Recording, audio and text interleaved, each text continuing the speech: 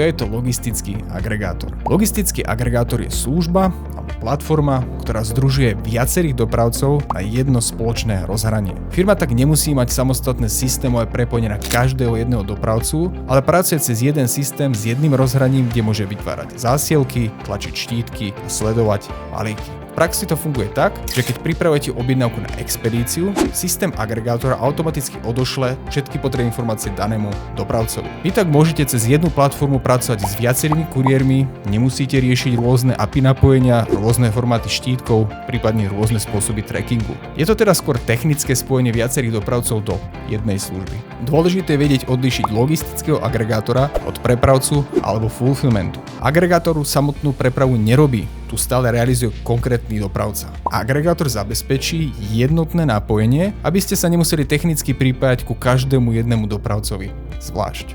Fulfillment rieši skladovanie, balenie, prepravca rieši doručenie a logistický agregátor spája dopravcov do jednej technickej platformy. Firmy ho využívajú, keď pracujú s viacerými dopravcami a chcú expedíciu zjednotiť, zjednodušiť si prácu a minimalizovať technickú údržbu rôznych napojení.